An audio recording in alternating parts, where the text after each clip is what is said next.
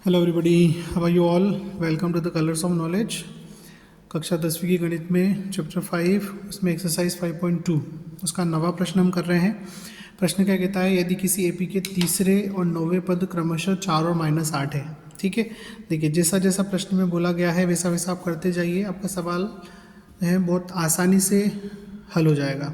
ठीक है, उसने बोला है तीसरा और 9वां पद, तो तीसरा पद मतलब A3 आपको 4 दिया हुआ है और A9 आपको -8 दिया हुआ है ना। तीसरे और 90 पद क्रमशः 4 और -8 है, तो इसका कौन सा पद शून्य होगा, है ना। कौन सा पद शून्य होगा, तो हम लिख देते हैं कि माना nवां पद जो है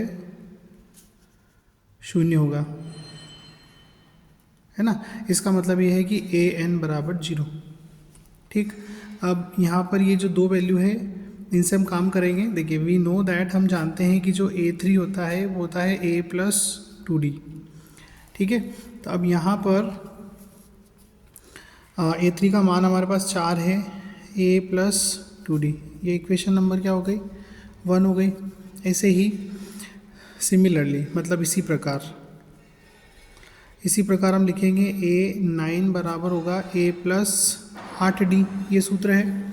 ठीक है, A9 का मान हमारे पास -8 दिया गया है, A+8D, ये समीकरण नंबर क्या हो गई, 2 हो गई। अब समीकरण 1 और 2 को क्या करें, विलोपन विधि से हल कर लेते हैं।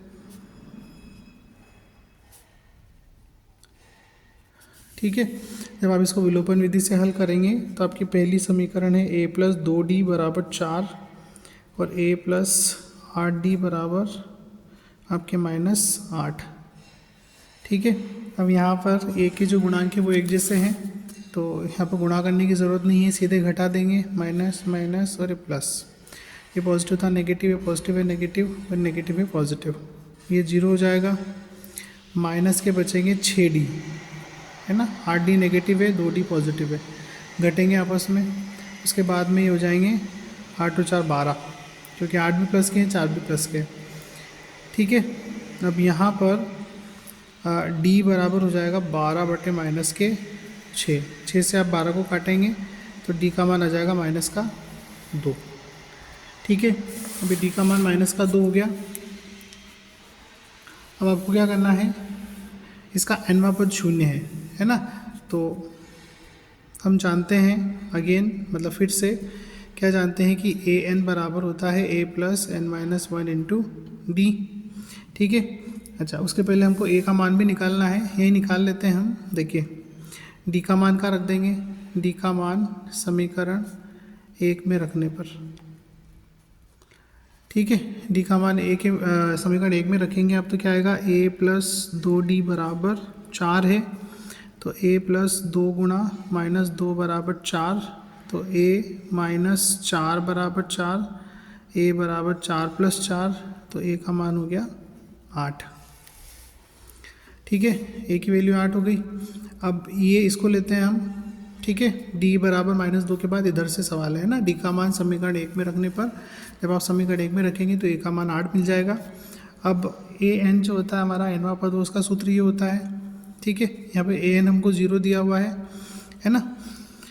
अब A का मान आपका 8 और प्लस n-1, n की वैल्यू हमको पता करनी है, और D का मान है -2।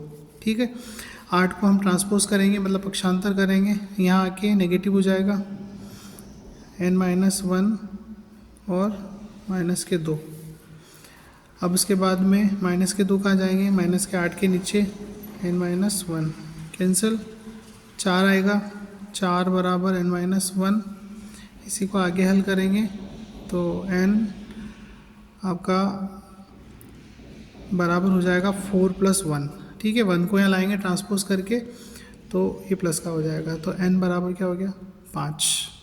इसका मतलब क्या है कि जो समांतर श्रेणी है, जो AP है, उसका 5वां पद जो है वो क्या होगा, शून्य होगा।